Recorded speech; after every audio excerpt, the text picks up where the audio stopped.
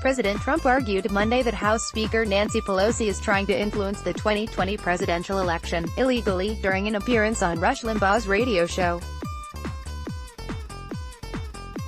Trump said Pelosi's decision to delay sending the articles of impeachment against him to the Senate that amounted to election interference. "Well, I think what they're trying to do is affect the election illegally," Trump said. "But that's what they're trying to do. I think they've lost their minds, if you want to know the truth," Trump said about Democrats. "They are a joke. They are not crimes. There is nothing there. They found nothing. We went through 2 years of a Mueller report. Pelosi doesn't want to get a vote because how could anybody possibly? It's totally fraudulent. This is not what they had in mind," he said. Rush, welcome back the IB Network, and Rush Limbaugh back at it after a couple of weeks off for Christmas. Not much happening. We are happy to have here with us the President of the United States, Donald Trump. It's so great to have you back here, sir. Thank you for joining us. The President, well, thank you, Rush, very much. Rush, okay. I have had a lot of people say to me, they're reacting to the media reaction of the action we took, that you took against the Quds Force commander in Iran. Mr. President, people are being scared to death, their kids are being scared to death out of their minds that somehow this is gonna start World War III, that we are now more unsafe than we have ever been. Could you explain to people why what you've done here makes us safer, why it was necessary, and why what we did was right?" The President, well, this should have been done for the last 15 to 20 years, him in particular. He was their real military leader. He's a terrorist. He was designated a terrorist by President Obama, and then Obama did nothing about it except give him $150 billion and, even more incredibly, $1.8 billion in cash. You hear me talking about that all the time, and you talk about it all the time. He gave them all this money. He never wanted to do anything about it. President Bush should have taken him out. He's responsible for the IEDs. Those are the roadside bombs and the bombs that blow up all over the place, and then the sister, which is the big one, the big version, that actually knocks out tanks and kills everybody within earshot. A really horrible weapon. He's responsible for all those incredible young people over at Walter Reed, where they do such a great job, by the way, where they lose their arms and their legs and all. He gave so much of that technology. Much of that stuff was made in Iran. And he should have been taken out a long time ago. And we had a shot at it, and we took him out. And we're a lot safer now because of it. We'll see what happens. We'll see what the response is, if any. But you've seen what I said our response will be. Rush, well, yeah? The President, our country is a lot safer. Rush. Rush, they said they've got 21 targets they're looking at, and you came back and said, fine. I've got 52 of yours. I don't think that they are accustomed to a president like you, sir. I mean, you just mentioned it. Obama basically appeased them. Obama worked with this guy on the Iranian nuclear deal. What? A lot of things had to surprise you when you assumed office and found out some things that had been done previously in policy. What was the purpose of American policy with Iran prior to your presidency? The President, I don't think they had a purpose. I don't think they knew what was happening. Why did he give them $150 billion, much of it going back into terror? If you look at what's happening, when I first came into office, I went to the Pentagon, and they showed me 18 sites of confliction, meaning conflict, over there. And every one of them was started by Iran, either their soldiers or they paid for soldiers, soldiers for hire. I have no idea what they tried to do with appeasement. And I can tell you, the Logan Act. If there was ever an act that should have been used, they should look at the Obama administration and John Kerry, the Logan Act, because what he was doing with Iran and the relationship that they built up and the things that he said, I would certainly love to see that be looked at because I think John Kerry was I think he was advising them. I think that the Obama administration was just letting them get away with murder, in the true sense murder. And, you know, right after they made the deal, it wasn't like they were respected. They treated the United States worse than ever before. In fact, I said, at least give him a little respect, because they got worse. They actually got more hostile. They took the $150 billion, and they took the $1.8 billion in cash, and they got worse. And, if you remember, right before the payment was made, they took 10 sailors.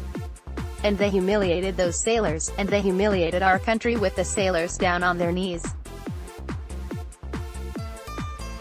And the only reason they released them was they wanted their first payment.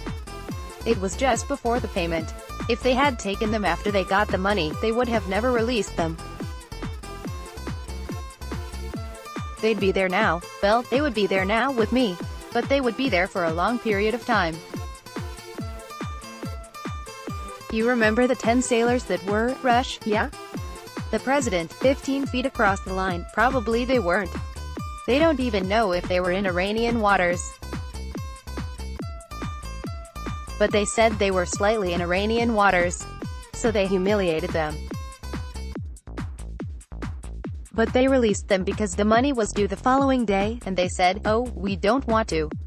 Hey, why should they turn down $150 billion over the 10 sailors? But they humiliated those sailors and our country. Rush, well, he also lifted sanctions on Soleimani as part of the Iran deal. And it looks like, to me, anyway, that Obama looked and that administration looked at building Iran up as some way stabilizing the region. As though Israel's not the good guys, as though we're not the good guys, that Iran needs to be made stronger. This is what they believed, otherwise that whole region is kind of a tinderbox. But the thing that really is true about this is the Middle East has changed in priority. Because of the massive improvements made in domestic energy in the United States, we're no longer dependent on that region. The president, right, well, it's right, and one of the things that changed. I know you talk about it. If you go back 10 years or 8 years or maybe even 5 years, Israel was the king of the Congress, right? Our Congress protected Israel and fought for Israel. Now you look at the way the Democrats in Congress are treating them, where you have AOC and you have Tlaib and you have Omar, and they are actually, you know, anti-Semitic. They are totally against Israel. The things that they've said, you go back to the past and you look at the things that they've said about Israel and Jewish people, it's incredible. 10 years ago, that would have been unacceptable. It would have been. Nobody could have even believed it. I still can't believe it. You know, I'm a little bit old-fashioned, right, in that sense, 'cause I've grown up and there was always great protection and reverence for Israel, and now it's the opposite. In the Democrats, it's almost a negative. They're going out and what they do for Tlaib and what they do for Omar, Representative Omar, Minnesota, and AOC, I think it's incredible the way they talk about Israel. It just was unthinkable to do that 10 years ago and sooner. Rush, I actually think that you've had a role in driving them even more insane than they were. Let me give you some evidence. Let's go back to the day you came down the escalator and announced your candidacy. You announced the slogan "Make America Great Again," and, all of a sudden, "Make America Great Again" becomes some wildly controversial prospect. And I'm asking myself, what in the world is controversial at all? How can anybody disagree with America being great, becoming great, remaining great, and yet it was? How do you explain that? The president, well, you know, politics has changed a lot over the last couple of years.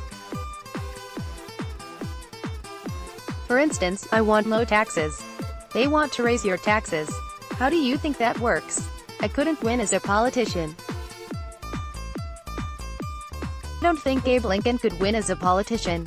Borders. They want open borders. When you see the people that we're sending back and we're capturing now at record levels, in many cases, they're murderers and they're people, they're drug dealers, and it's incredible. They want open borders. That means all of these people are gonna be pouring in. And, of course, good ones will come in too. But you have tremendous numbers of really bad people, including murderers and rapists and others. They want open borders. They want sanctuary cities. They don't want a strong military based on everything. I mean, we have to fight like crazy to get the strong military, and we have to give up things that we wouldn't give up if we had the House, as an example, if we were able to have enough. You know, we've always needed their vote because it was always very close. In fact, the first 2 years we had a very, tiny majority, so we always needed their votes. But when you see they want higher taxes, right? They want much more regulation. I cut regulations more than any president in history by far, even though they were there for 4 and 8 years, and in one case more than that. We've got the all-time record. That was probably as important or more important as the tax cuts, the biggest, including Ronald Reagan, the biggest tax cut we've ever had. And we're actually taking in more revenue now than we did when we had the higher taxes because the economy's doing so well. But, when you see them with open borders, Rush, you say, and sanctuary cities and all of these other things, you say, where are they coming from? Well, Israel is sort of the same. I put that in that same category. As far as I'm concerned, they're anti-Israel, totally anti-Israel. Rush, well, it's always perplexed me that you have drawn them out. They have now, with Twitter in the past 2 or 3 days since the attack on Soleimani, you literally have the Democrat Party and elements of that party openly supporting Iran, an enemy of the United States, openly supporting the terrorist actions of that country, and this is a country that beheads homosexuals and transgenders. The president, yeah? Rush, and has no human rights for the very constituency the Democrat Party claims to represent. Yet here they are tweeting their support for these people. The president, right? Rush, simply in opposition to you. The president, that's amazing. Like, as an example, take the wall. They were always for the wall. And then I wanted it, and they went against it. In fact, I said if I had it to do again, I would have come out totally against the wall and I would have gotten their votes. Okay, all I had to do was come out against the wall.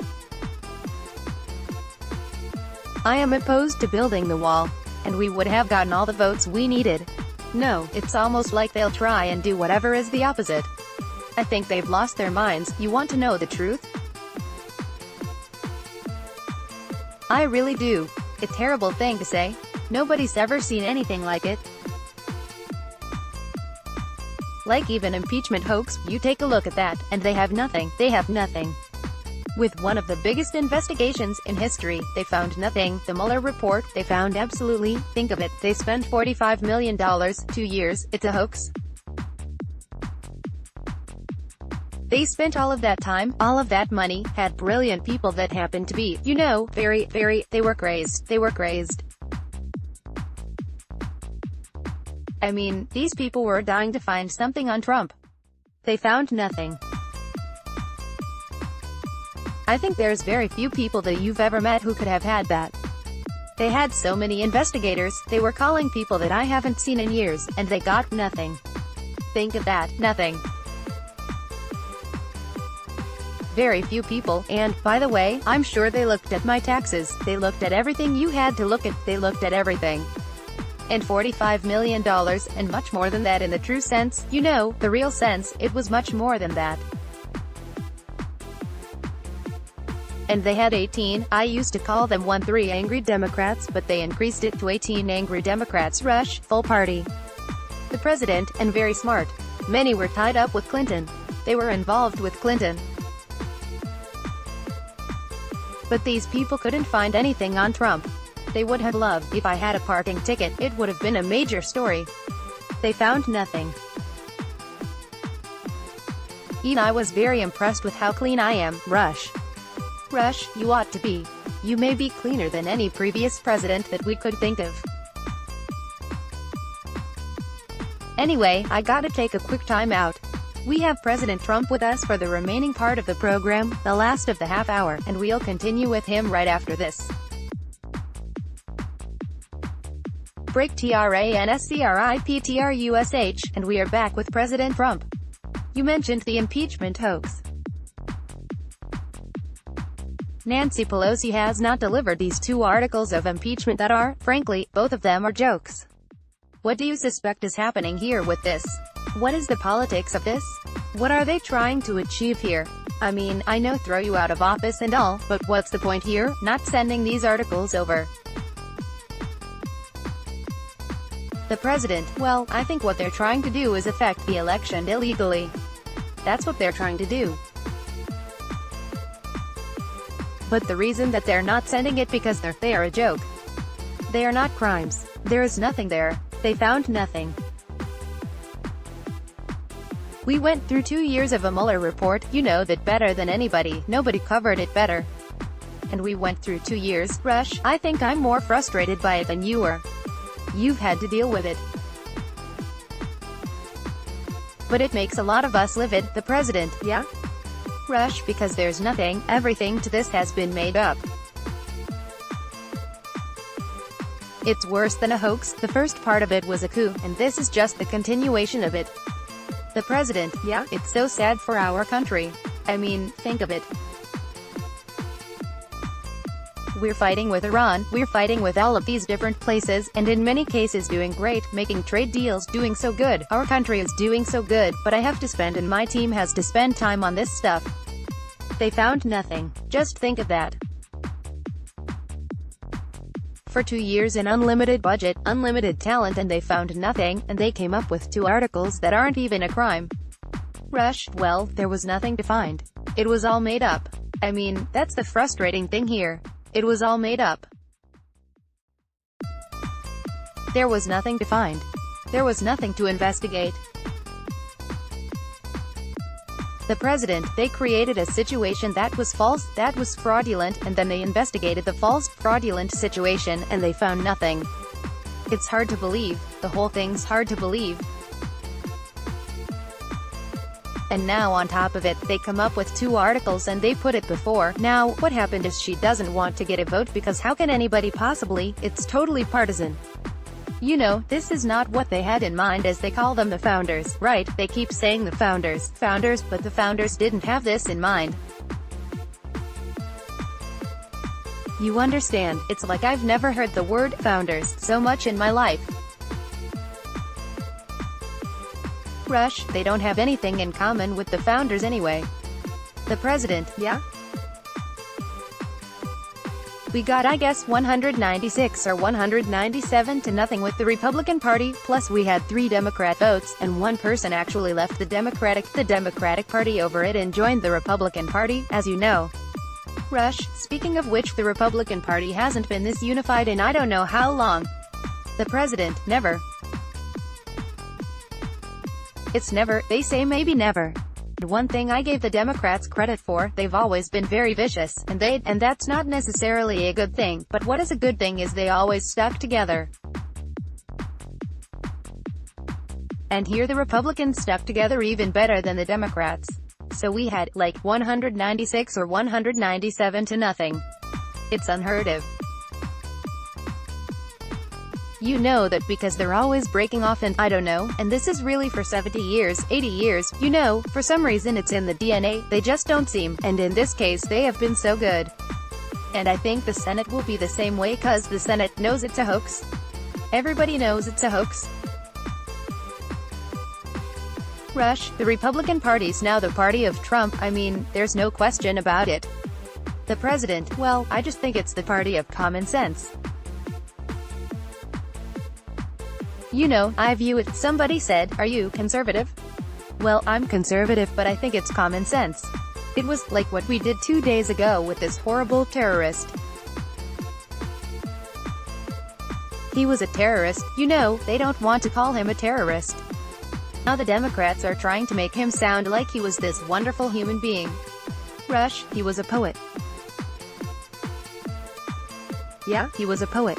The president, yeah, he's a poet. Rush, he's reading poetry out there.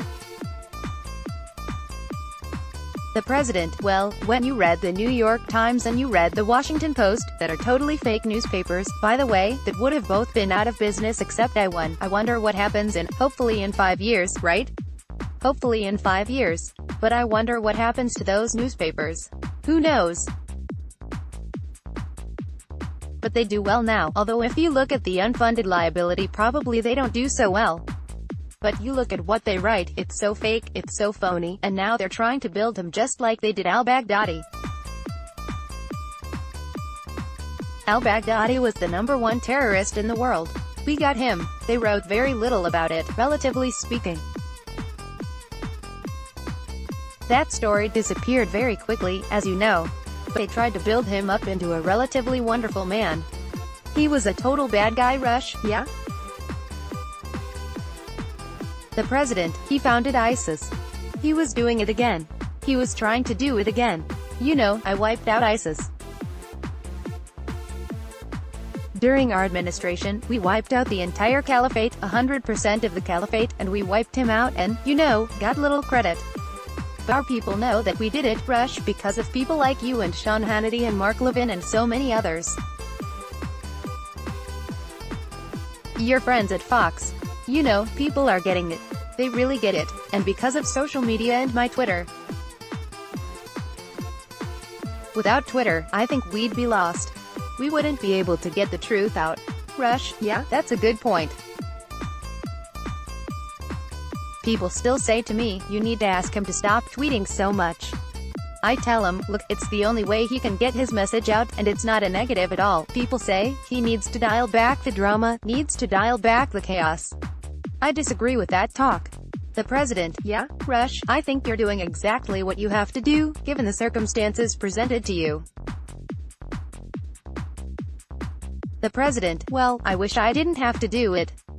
I wish we had legitimate newspapers and legitimate media. We don't. I mean, much of it is really. I call it corrupt. It's the corrupt media. And, you know, it's very interesting. You understand this better than anybody. If they do a story on me, I immediately know if it's false or not false, and I don't mind a bad story if it's right. But I know, a person reading the story doesn't know that it's false, so I'm able to tell him through social media. Rush, right. The president, I don't even call it Twitter. I call it social media, cause it goes to everything. You know, it goes to Facebook, it goes to Instagram, and we have hundreds of millions of people. You know, we have a tremendous amount of people. Just on one site I'm up to, I guess, close to 70 million people. Rush, yeah, they're jealous as they can be of that too. The president, now, for Facebook, I had dinner. Rush, of course they want you to stop. The president, I had dinner with Mark Zuckerberg the other day, and he said, I'd like to congratulate you, in front of a large group of people. See, I'm not. Chuckles, but he said, I'd like to congratulate you, you're #1 on Facebook, and, you know, it's incredible, and that's, Rush, wait a minute. Wait a minute. You had dinner with Zuckerberg. The president, I did. I had dinner with him. Rush, oh ho, wait till the world finds out about that. The president, oh, I know. Rush, I guess they just did. The president, you have semi-breaking news. I guess a couple of people might have reported it, but they're not like you. I just got a list, the TSL Power 50. The #1 show on radio has a guy named Rush Limbaugh. Did you ever hear of him, Rush Limbaugh? Rush, laughing, the president, #1. Have you? This is the 50 most influential and listened to streaming talk show in the country, Rush Limbaugh #1. So I hope you saw that. But now we've just made your interview. Rush, laughing, the president, but your viewers have to know that. Your listeners have to know that. #1. Great job, Rush, thank you, sir. You know, your timing is impeccable. You're a broadcast specialist from The Apprentice and so forth, and you've gotten right up to the break here. I can't thank you enough for this. I wish we had even more time. people love you, sir, the president. Well, Rush, and they are grateful, and they know that you still are focused on them, the president. I love him. Rush, that you're still implementing the agenda that you ran on. The president. I love him. I love him, Rush. Rush, they know that too. Thank you so much for your time and have a great rest of this day and year. The president. Well, thank you. Rush, I hope it's the greatest year of your life, sir. The president. Well, thank you very much, Rush, and thank you for everything, and congratulations on your incredible success. It's so important for this country what you do. Thank you very much, Rush. Let's block ads. Why?